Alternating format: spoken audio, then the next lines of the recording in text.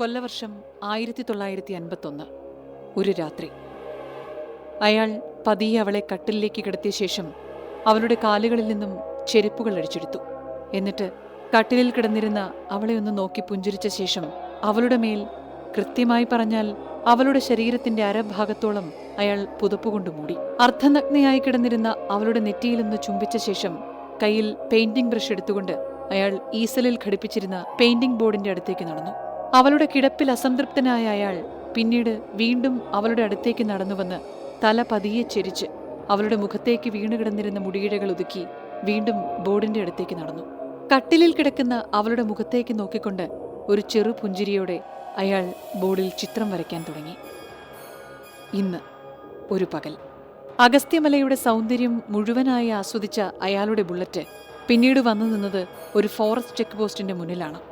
Bike of ചെയ്ത അയാളെ കണ്ടതും ചെക്ക് പോസ്റ്റിലെ പാറാവുകാരൻ അയാളുടെ അടുത്തേക്ക് നടന്നു വന്നു. ഇതൊരു വിനോദസഞ്ചാര കേന്ദ്രമല്ല. പോണക്കാട് നിവാസികൾക്കല്ലാതെ മറ്റാരെയും ഇതിനകത്തേക്ക് പ്രവേശിപ്പിക്കാൻ അനുമതിയില്ല. ചെക്ക് പോസ്റ്റ് തുറക്കാൻ വിസമ്മതിച്ചുകൊണ്ട് പാറാവുകാരൻ അയാളോട് പറഞ്ഞു. ഹലോ, ഞാൻ ഫിലിപ്പ് ഇമ്മാനുവൽ. ഞാൻ ഒരു എഴുത്തുകാരനാണ്. തന്റെ വെളുത്ത താടിരോമങ്ങൾ തടവിക്കൊണ്ട് ബുള്ളറ്റിൽ വന്നയാൾ പാറാവുകാരനോട് സ്വയം പരിചയപ്പെടുത്തി. പാറാവുകാരൻ അയാൾ പറഞ്ഞത് വിശ്വാസമാവാതെ അയാളെ തന്നെ നോക്കി നിന്നു. വിശ്വാസമായില്ല? വെയിറ്റ്. പാറാവുകാരന്റെ വിശ്വാസം വരാതെയുള്ള നോട്ടം കണ്ടപ്പോൾ ഫിലിപ്പ് അയാളോട് പറഞ്ഞു. എന്നിട്ട് അയാളുടെ തോളിൽ കിടന്നിരുന്ന ബാഗ് തുറന്ന് അതിൽ നിന്നൊരു പുസ്തകമെടുത്ത് അയാളെ കാണിച്ചു. കറുത്ത കുർബാന. പുസ്തകത്തിന്റെ ചട്ടയിലെ പേര് പാറാവുകാരൻ വായിച്ചു. കണ്ടോ, ഇത് ഞാൻ എഴുതിയ പുസ്തകമാണ്. അവിശ്വസിക്കണ്ട, ഞാൻ എഴുത്തുകാരൻ തന്നെയാ. പുസ്തകത്തിന്റെ പുറകിലെ ചട്ടയുടെ മുകളിലുണ്ടായിരുന്ന ഫിലിപ്പിന്റെ ഫോട്ടോ കാണിച്ചുകൊണ്ട് ഫിലിപ്പ് വീണ്ടും പാറാവുകാരനോട് പറഞ്ഞു. പ്രായം 50 കടന്നത് അറിയുന്നില്ലെന്ന് മനസ്സിൽ സന്തോഷിച്ച ഫിലിപ്പ് പാറാവുകാരന്റെ കയ്യിൽ നിന്നും പുസ്തകം തിരിച്ചു വാങ്ങി ബാഗിലേക്ക് എടുത്തു വെച്ചു. എഴുത്തുകാരന്മാർക്ക് ഈ കാട്ടിലെന്താ കാര്യം? പാറാവുകാരൻ വീണ്ടും ഫിലിപ്പിനോട് ചോദിച്ചു. ഫിലിപ്പ് വീണ്ടും ബാഗ് തുറന്നു. അതിൽ നിന്നൊരു പത്രക്കടലാസ് പുറത്തേക്കെടുത്ത് പാറാവുകാരനെ കാണിച്ചു. ദേ കണ്ടോ, ഈ സ്ഥലത്തേക്ക് പോണം. പത്രക്കടലാസിലെ ഒരു വാർത്തയിൽ കൈവച്ചുകൊണ്ട് ഫിലിപ്പ് പാറാവുകാരനോട് പറഞ്ഞു. അത് സാധ്യമല്ല. അനുവാദമില്ലാതെ ആരെ അകത്തേക്ക് കടത്തിവിടാൻ കഴിയില്ല. പാറാവുകാരൻ വിസമ്മതത്തിൽ നിന്ന് ഒരു അടി പോലും മാറാൻ തയ്യാറല്ലായിരുന്നു. അയാളുടെ ആ നിൽപ്പ് കണ്ട ഫിലിപ്പ് പെട്ടെന്ന് പേഴ്സ് തുറന്ന് 2000-ന്റെ ഒരു നോട്ട് പാറാവുകാരന്റെ പോക്കറ്റിൽ വെച്ചു കൊടുത്തു. ഇനി എനിക്കിതിനകത്തേക്ക് പ്രവേശിക്കാമോ? ഫിലിപ്പ് ചിരിച്ചുകൊണ്ട് പാറാവുകാരനോട് ചോദിച്ചു. അയാൾ ചിരിച്ചുകൊണ്ട് ചെക്ക് പോസ്റ്റിന്റെ കവാടം തുറന്നു കൊടുത്തു. അതെ സാറേ, ഇരുട്ടുന്നതിന് മുമ്പേ തിരിച്ചു വരണം. നല്ല മഞ്ഞ് പെയ്യുന്ന സ്ഥലമാ. പാതയിൽ ഇരുട്ട് കയറിയ കാട്ടീന്ന് ആന ഇറങ്ങും, സൂക്ഷിക്കണം. പാറാവുകാരൻ ഒരു മുന്നറിയിപ്പ് പോലെ ഫിലിപ്പിനോട് പറഞ്ഞു. അയാളെ നോക്കി പുഞ്ചിരിച്ചുകൊണ്ട് ഫിലിപ്പ് ബൈക്ക് സ്റ്റാർട്ടാക്കി യാത്ര തുടങ്ങി. ചെക്ക് പോസ്റ്റ് കഴിഞ്ഞാൽ കാട് തുടങ്ങുകയാണ്. പിന്നിലോ എതിരിലോ വാഹനങ്ങളില്ലാത്തതിനാലും കുണ്ടും കുഴിയും ഇല്ലാത്ത റോഡായതിനാലും ഫിലിപ്പ് ബുള്ളറ്റിന്റെ വേഗതയൊന്ന് കൂട്ടി. കാടിന്റെ നിശബ്ദതയെ ഭംഗം വരുത്തുന്ന ചില പക്ഷികളുടെ ശബ്ദത്തിനെ കാതോർത്തും ഇരുവശങ്ങളിലെ കാനന ഭംഗി ആസ്വദിച്ചും ഫിലിപ്പ് തന്റെ ബുള്ളറ്റിനെ ആ റോഡിലൂടെ പറപ്പിച്ചു. കിലോമീറ്ററുകൾക്ക് ശേഷം കാട് അവസാനിക്കുന്നിടത്തു നിന്നായിരുന്നു പോണക്കാട് എസ്റ്റേറ്റ് ആരംഭിക്കുന്നത്. ഏകദേശം 2500 ഏക്കറാണ് തേയിലച്ചെടികൾ കൊണ്ട് നിറഞ്ഞ പോണക്കാട് എസ്റ്റേറ്റ് എന്നുള്ള കാര്യം പത്രവാർത്തയിൽ വായിച്ചത് ഫിലിപ്പ് അന്നേരം ഓർത്തു. ഫിലിപ്പ് കുറച്ചു ദൂരം കൂടി മുന്നോട്ട് പോയി കാണും. അപ്പോഴാണ് പാതയുടെ ഓരത്തായി നിലയുറപ്പിച്ചിരുന്ന ഒരു കുരിശടി ഫിലിപ്പിന്റെ കണ്ണിൽപ്പെട്ടത്. പോണക്കാട് ഗ്രാമത്തിലേക്ക് കടന്നു വരുന്നവരെ സ്വാഗതം ചെയ്യുന്നത് ആ കുരിശടിയായിരിക്കുമെന്ന് മനസ്സിൽ പറഞ്ഞുകൊണ്ട് യാത്ര തുടർന്ന ഫിലിപ്പിന്റെ ബുള്ളറ്റ് വന്നു നിന്നത് ഒരു ചായക്കടയുടെ മുന്നിലായിരുന്നു. ബൈക്ക് ഓഫ് ചെയ്ത് സ്റ്റാൻഡിലിട്ടുകൊണ്ട് ഫിലിപ്പ് ചായക്കടയിലേക്ക് നടന്നു. ചേട്ടാ, ഒരു ചായ. ചായക്കടയുടെ ഉടമയെന്ന് തോന്നിച്ച തന്നേക്കാൾ അല്പം വയസ്സായ ഒരാളോട് ഫിലിപ്പ് പറഞ്ഞു. അയാൾ ചായ നിറച്ച ഗ്ലാസ് ഫിലിപ്പിന് നേരെ നീട്ടി. ചേട്ടാ, ഇവിടെ കുറച്ചുകൾ താമസിക്കാൻ ഒരു വീട് വാടകയ്ക്ക് കിട്ടുമോ? ഫിലിപ്പ് ചായക്കടക്കാരനോട് ചോദിച്ചു. സാറാരാ? എവിടുന്നാ? ഇവിടെ വരത്തന്മാർക്കാരും വീട് കൊടുക്കാറില്ല. ചായ ഗ്ലാസ് തിരിച്ചു വാങ്ങുന്നതിനിടയിൽ അയാൾ ഫിലിപ്പിനോട് അല്പം ഗൗരവത്തോടെ പറഞ്ഞു. ചേട്ടാ, എൻ്റെ പേര് ഫിലിപ്പ്. ഞാൻ കുറച്ച് ദൂരേന്ന് വരിക. ഞാനൊരു എഴുത്തുകാരനാണ്. ഒരു കഥയ്ക്കുള്ള വിവരങ്ങൾ ശേഖരിക്കാൻ വേണ്ടിയാ ഞാൻ ഇവിടേക്ക് വന്നേ. ചേട്ടനൊരു വീടൊപ്പിച്ചു തരണം. നിങ്ങൾക്ക് ആർക്കും ഒരു ശല്യം ഉണ്ടാക്കാതെ എൻ്റെ ജോലി തീർത്ത ശേഷം ഞാനിവിടം വിട്ടോളാം. ഫിലിപ്പ് ഒരപേക്ഷയോടെ അയാളോട് പറഞ്ഞു. വീടൊക്കെ തരാം, പക്ഷേ നാട്ടുകാരുടെ കൈക്ക് പണിയുണ്ടാക്കുന്ന എന്തെങ്കിലും ഏർപ്പാടിനാണ് ഇവിടേക്ക് വന്നെങ്കിൽ അയാൾ മുഴുവനാക്കാതെ ഒരു മുന്നറിയിപ്പ് പോലെ ഫിലിപ്പിനോട് പറഞ്ഞു. ഏയ് ഇല്ല, ഞാൻ ഉറപ്പ് തരുന്നു, എന്നെക്കൊണ്ട് ഒരു പ്രശ്നവും നിങ്ങൾക്കുണ്ടാവില്ല. ഫിലിപ്പ് അയാൾക്ക് ഉറപ്പ് നൽകും പോലെ അയാളോട് പറഞ്ഞു. വ്യാസാ! ചായക്കടക്കാരൻ കടയുടെ മുന്നിലായി ചായ കുടിച്ചിരുന്ന ഒരാളെ നോക്കിക്കൊണ്ട് വിളിച്ചു. അയാൾ ചായക്കടക്കാരൻ്റെ വിളി കേട്ട് തിരിഞ്ഞു നോക്കി. വ്യാസ, ഈ സാറിന് താമസിക്കാൻ ഒരു വീട് വേണമെന്ന്. അയാളെ നോക്കിക്കൊണ്ട് ചായക്കടക്കാരൻ വീണ്ടും പറഞ്ഞു. സാർ ഇയാളുടെ കൂടെ ചെന്നോ, ഇവൻ വീട് കാണിച്ചു തരും, ചായക്കടക്കാരൻ ഫിലിപ്പിനോട് പറഞ്ഞു. അപ്പോഴേക്കും മറ്റേയാൾ ഫിലിപ്പിന്റെ ബുള്ളറ്റിന്റെ പിറകിൽ കയറിയിരുന്നിരുന്നു. ഫിലിപ്പ് ബുള്ളറ്റ് സ്റ്റാർട്ട് ചെയ്തു.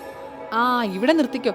കുറച്ചു ദൂരം മുന്നോട്ട് പോയി തികച്ചും ഒറ്റപ്പെട്ട ഒരു സ്ഥലത്തെത്തിയപ്പോൾ ഫിലിപ്പിന്റെ ബൈക്കിന്റെ പിറകിലുണ്ടായിരുന്നയാൾ ഫിലിപ്പിനോട് ബൈക്ക് നിർത്താൻ ആവശ്യപ്പെട്ടു.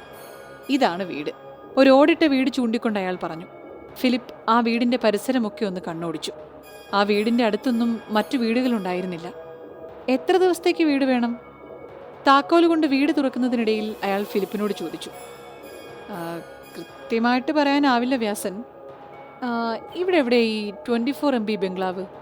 നോട്ടം അവസാനിപ്പിച്ച ഫിലിപ്പ് വ്യാസനോട് ചോദിച്ചു. ഫിലിപ്പ് അത് ചോദിച്ചതും വ്യാസൻ ഒരു ഞെട്ടലോടെ ഫിലിപ്പിനെ നോക്കി. സാർ എഴുത്തുകാരനല്ലേ? കഥ എഴുതാനല്ലേ ഇവിടെ വന്നേ? പിന്നെന്തിനാ സാറേ ആവശ്യമില്ലാത്ത കാര്യങ്ങൾ അന്വേഷിക്കുന്നേ? വ്യാസൻ അല്പം ഭയത്തോടെ ഫിലിപ്പിനോട് ചോദിച്ചു. എൻ്റെ അടുത്ത കഥ ഈ ഗ്രാമത്തെ പറ്റിയാണ്, ആ ബംഗ്ലാവിനെ പറ്റിയാണ്. ഫിലിപ്പ് അയാൾക്ക് മറുപടി കൊടുത്തു. ആ ബംഗ്ലാവിനെ പറ്റി അറിയാനാണ് വന്നെങ്കിൽ മുന്നേ അത് പറഞ്ഞിരുന്നെങ്കിൽ ഇത്ര ദൂരം ഞാൻ സാറിൻ്റെ കൂടെ വരില്ലായിരുന്നു. ക്ഷമിക്കണം, സാറിന് ഈ വീട് തരാനാവില്ല. മാത്രമല്ല, ഇപ്പോൾ തന്നെ ഇവിടെ വിട്ടോണം. ഈ പോണക്കാട്ടിൽ സാറിന് ഇനി കാണാൻ പാടില്ല. വ്യാസൻ വീണ്ടും വാതിൽ ലോക്ക് ചെയ്ത് താക്കോൽ പോക്കറ്റിലേക്ക് ഇട്ടു.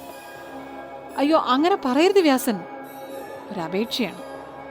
വീട് തരാതെ പോവരുത്, എന്നെ സഹായിക്കണം. ഫിലിപ്പ് അപേക്ഷ പോലെ വ്യാസനോട് പറഞ്ഞു. സാറിൻ്റെ നന്മയ്ക്ക് വേണ്ടി ഞാനിത് പറയുന്നത്. സാർ ആ ബംഗ്ലാവിനെ പറ്റി അറിയാൻ ശ്രമിക്കരുത്, അതിനടുത്തേക്ക് പോവരുത്. അതൊരു പ്രേതബാധയുള്ള ബംഗ്ലാവാ. വളരെ ഭയപ്പെടുത്തുന്നതും വിചിത്രവുമായ കാര്യങ്ങളാ ആ ബംഗ്ലാവിന് ചുറ്റും നടക്കുന്നേ. രാത്രി പോയിട്ട് പകലുപോലും ആളുകൾ അതിനടുത്തേക്ക് പോവാൻ ഭയപ്പെടുന്നു. ജീവന് കൊതിയുണ്ടെങ്കിൽ സാർ ഇപ്പം തന്നെ ആ കഥ അവസാനിപ്പിച്ച് വീട് പിടിക്കാൻ നോക്ക്, വ്യാസൻ ഫിലിപ്പിനോട് പറഞ്ഞു. ഈ കാലത്തും പ്രേതോ ആത്മാവോ ഭൂതോ എന്നൊക്കെ പറഞ്ഞാൽ ആരെങ്കിലും വിശ്വസിക്കോ വ്യാസൻ? ഫിലിപ്പ് വ്യാസനെ കളിയാക്കും പോലെ അയാളോട് പറഞ്ഞു. ഇതുപോലെ കളിയാക്കി മുന്നറിയിപ്പുകളെ അവഗണിച്ച് അതിനകത്തേക്ക് പോയ 3 പേർ ഇതുവരെ തിരിച്ചു വന്നിട്ടില്ല. അവർക്ക് എന്ത് സംഭവിച്ചെന്ന് ആർക്കും നിശ്ചയവുമില്ല. വ്യാസൻ പറയുന്നത് കേട്ട് വിശ്വാസം വരാതെ ഫിലിപ്പ് വ്യാസനെ നോക്കി നിന്നു. ശരി വ്യാസൻ, ഞാൻ ആ ബംഗ്ലാവിനെ പറ്റി ഇനി അറിയാൻ ശ്രമിക്കുന്നില്ല, അതിനകത്തേക്ക് പോകുന്നുമില്ല. ആ ബംഗ്ലാവിനെ പറ്റിയുള്ള കഥ എഴുതുന്നതുമില്ല. നാളെ തന്നെ ഞാനിവിടെ വിട്ടുപോവാം. ഇന്ന് ഒരു ദിവസത്തേക്ക് ഈ വീട് എനിക്ക് തരണം. ഫിലിപ്പ് ആ പറഞ്ഞത് കേട്ടപ്പോൾ വ്യാസൻ ഒരു നിമിഷം എന്തോ ചിന്തിച്ചുകൊണ്ട് ഫിലിപ്പിനോട് പറഞ്ഞു. ശരി, ഇന്നത്തെ ഒരു ദിവസത്തേക്ക്, ഈ ഒരു ദിവസത്തേക്ക് മാത്രം ഞാൻ വീട് തരാം. പക്ഷേ സാർ ആ ബംഗ്ലാവിൻ്റെ അടുത്തേക്ക് പോയില്ലെന്ന് വാക്ക് തരണം.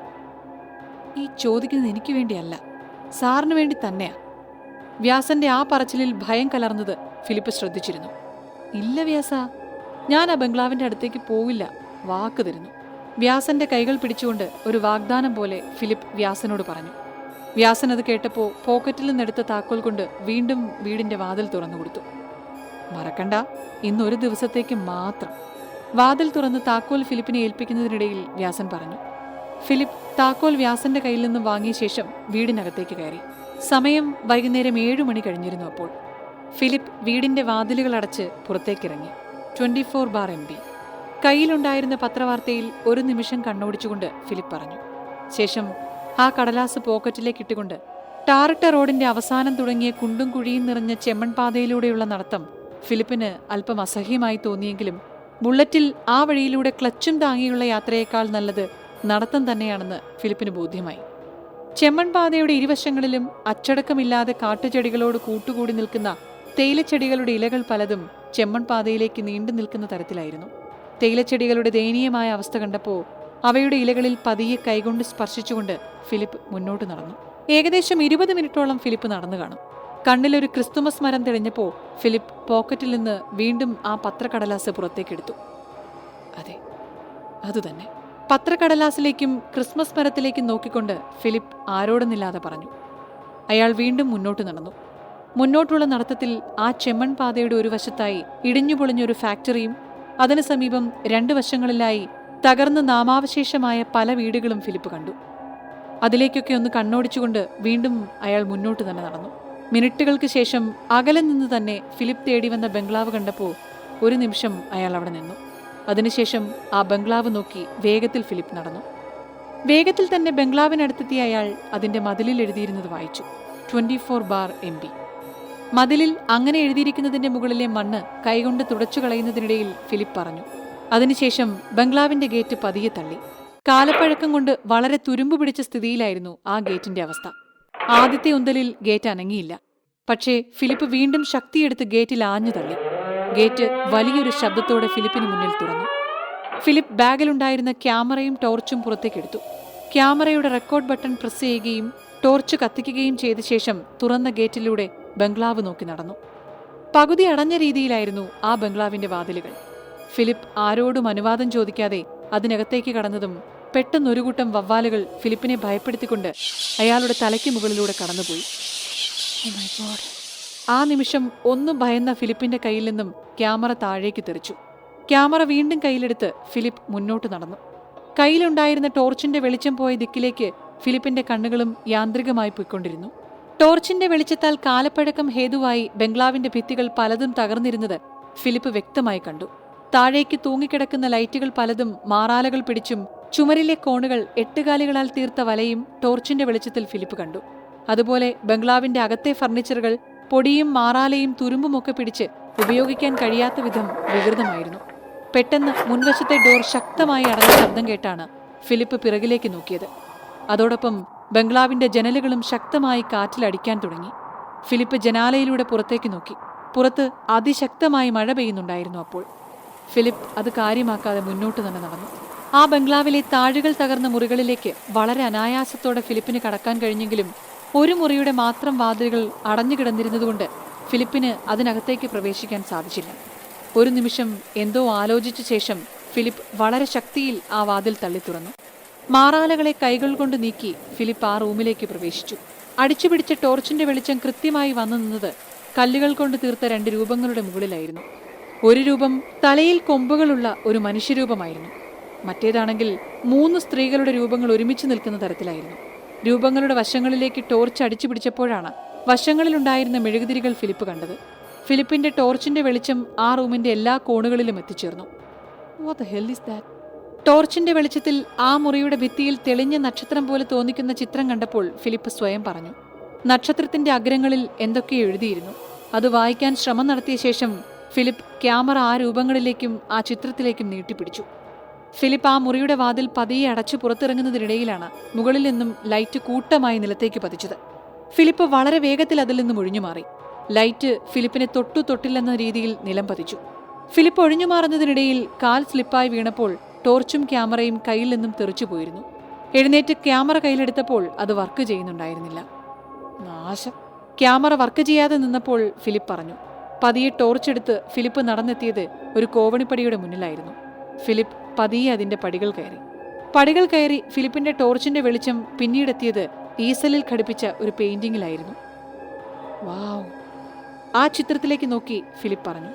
ശരീരത്തിന്റെ അരഭാഗത്തോളം മാത്രം വസ്ത്രം ധരിച്ച അർദ്ധനഗ്നയായ ഒരു സുന്ദരിയായ യുവതിയുടെ ചിത്രമായിരുന്നു അത്. ഫിലിപ്പ് മിനിറ്റുകളോളം അങ്ങനെ തന്നെ ആ ചിത്രത്തിലേക്ക് നോക്കി നിന്നു. ആ പെയിന്റിങ്ങിന്റെ താഴെ എഴുതി ചേർത്ത ഇംഗ്ലീഷ് അക്ഷരങ്ങളിലേക്ക് ഫിലിപ്പ് നോക്കി. കരോളിന. അക്ഷരങ്ങൾ കൂട്ടി വായിച്ചുകൊണ്ട് ഫിലിപ്പ് പറഞ്ഞു. മണിക്കൂറുകൾ കഴിഞ്ഞപ്പോൾ ഫിലിപ്പ് വീട്ടിലേക്ക് തിരിച്ചെത്തുമ്പോൾ സമയം 11 മണി കഴിഞ്ഞിരുന്നു. വീട്ടിലേക്ക് തിരിച്ചെത്തിയപ്പോൾ ആദ്യം തന്നെ ഫിലിപ്പ് ചെയ്തത് കയ്യിലുണ്ടായിരുന്ന ആ പെയിന്റിംഗ് ഭിത്തിയിൽ തൂക്കുകയായിരുന്നു.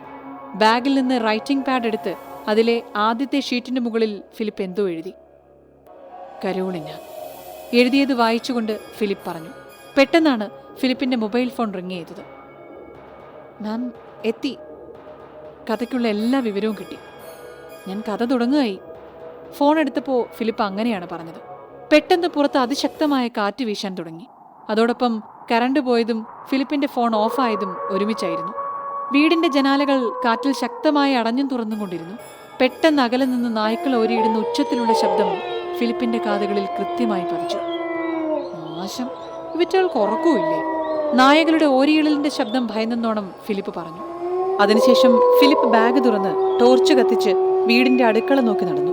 മെഴുകുതിരി കത്തിക്കാൻ തീപ്പെട്ടി തിരയാനായിരുന്നു ഫിലിപ്പ് അടുക്കളയിലേക്ക് പോയത്. തീപ്പെട്ടി കണ്ടെത്തി മെഴുകുതിരി കത്തിക്കുന്നതിനിടയിൽ അവിചാരിതമായി ഫിലിപ്പ് ജനാലയിലേക്ക് നോക്കിയതും ജനാലയിലൂടെ ഒരു രൂപം ഫിലിപ്പിനെ നോക്കിക്കൊണ്ട് നിൽക്കുകയായിരുന്നു. ആ സെക്കൻഡ് ഒന്ന് ഭയന്ന ഫിലിപ്പിന്റെ കയ്യിൽ നിന്ന് മെഴുകുതിരി താഴെ വീണു. ആരത്? ധൈര്യം അല്പം സംഭരിച്ചുകൊണ്ട് ജനാല നോക്കി ടോർച്ച് അടിച്ചു പിടിച്ചുകൊണ്ട് ഫിലിപ്പ് ചോദിച്ചു. അപ്പോഴേക്കും ആ രൂപം അവിടെ നിന്നും മറഞ്ഞിരുന്നു. തോന്നിയതാണോ? നിലത്ത് നിന്ന് മെഴുകുതിരി എടുക്കുന്നതിനിടയിൽ ഫിലിപ്പ് പറഞ്ഞു. ഫിലിപ്പ് മെഴുകുതിരി നിലത്ത് നിന്നെടുത്ത് തീപ്പെട്ടി ഉരച്ചു കത്തിച്ചതും തൊട്ടു മുന്നിലൊരു രൂപം. പെട്ടെന്ന് ആ രൂപത്തെ മുന്നിൽ കണ്ടതും ഫിലിപ്പിന്റെ ഉള്ളിൽ നിന്നും യാന്ത്രികമായൊരു നിലവിളി പുറത്തേക്ക് വന്നു. നിമിഷങ്ങൾക്കകം ആ നിലവിളി പതിയെ നിലച്ചു. അപ്പോൾ ഭിത്തിയിൽ ഫിലിപ്പ് തൂക്കിയ പെയിന്റിംഗ് നിലത്തേക്ക് പതിച്ചിരുന്നു. തുടരും.